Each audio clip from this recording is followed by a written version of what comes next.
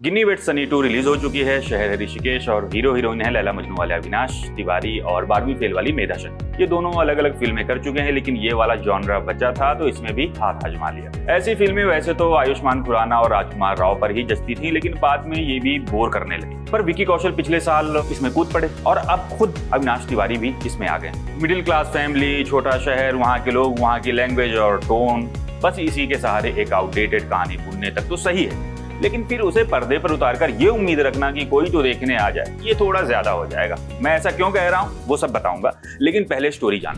Story है ऋषिकेश में सनी यानी अविनाश तिवारी की।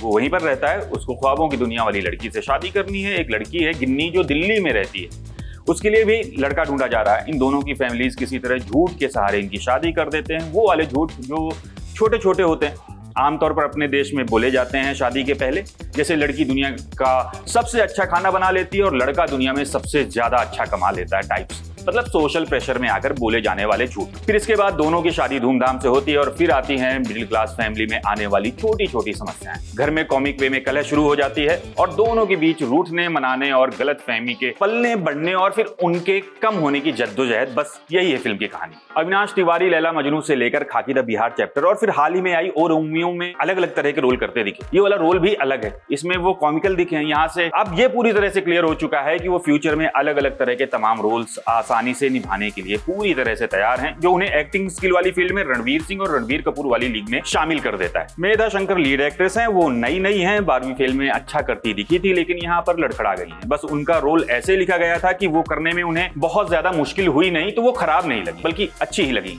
इसके अलावा सुधीर पांडे पापा के रोल में और विश्वनाथ चटर्जी बड़े भाई के रोल में इतने फिट बैठे हैं कि फिल्म में जो भी कॉमिकल था वो सब इन्होंने अपने हाथों में ले लिया और उससे और बेहतर कर दिया। इनका स्क्रीन टाइम हीरो से कम नहीं है। गोविंद नामदेव पहले विलेन बनते थे, लेकिन अब वो ऐसे कॉमिक रोल में आने लगे हैं और अच्छे भी लगने लगे, उतने ही अच्छे जितने अच्छे अमरीश पुरी हलचल और मुझसे शादी करोगी में लगे।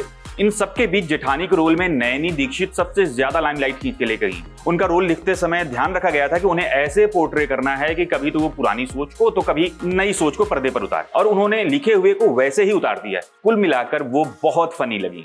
प्रशांत झा ने हल्के फुल्के अंदाज में सहजता से स्टोरी को पेश किया है, लेकिन दिक्कत वही है जैसे बाला, बधाई हो, बधाई दो और बैड न्यूज जैसी तमाम फिल्मों का ग्लिम्स इसमें दिखता है, और कई जगह तो ये टीवी स्टाइल डायरेक्शन में भी फंसते हुए दिखते हैं। पॉजिटिव और नेगेटिव्स की बात करें तो पॉजिटिव ये है कि इसे आप फैमिली के साथ आराम से देख सकते हैं। राजकुमार राव और आयुष्मान खुराना की मिडिल क्लास फैमिली वाली फिल्में पसंद है तो भी ये ठीक लगेगी, लेकिन बस इतना ही पॉजिटिव है। नेगेटिव तो बहुत सारा है। सब कुछ प्रेडिक्टेबल लगता है। पता नहीं कौन सी ऐसी मजबूरी है कि ऐसी फिल्में बार बार बनाई जाएं जो एक दशक पहले बनकर बंद हो जानी चाहिए। तब ठीक भी लगती थी क्योंकि हल्की फुल्की चीजें दिखाने का वो नया मेथड लग रहा है, लेकिन अब क्यों ऐसा हो रहा है कि थोड़े थोड़े दिनों में ऐसी फिल्में आ जा रही हैं जो कॉमेडी के नाम पर प्रमोट की जा रही हैं, लेकिन खुलकर हंसी ही नहीं आती। इससे कहीं ज्यादा अच्छी तो अक्षय कुमार की भूत बंगला थी, कुछ कुछ जगहों में ही सही, लेकिन खुलकर हंसने का मौका तो दे रही थी।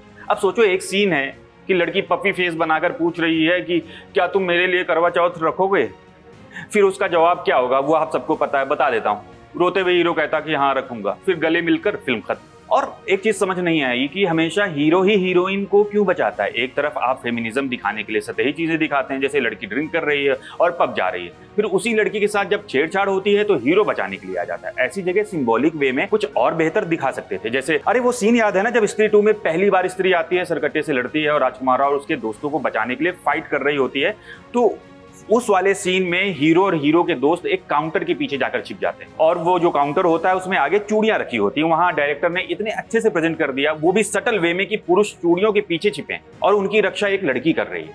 इसे ही कहते हैं डायरेक्शन और राइटिंग का बढ़िया तालमेल, बढ़िया मिक्सचर। पर इस फिल्म में नएपन के नाम पर तो ऐसा कुछ मिला ही नहीं, ना तो कैमरा वर्क है, ना ही स्टोरी टेलिंग है, ना ही स्टोरी है।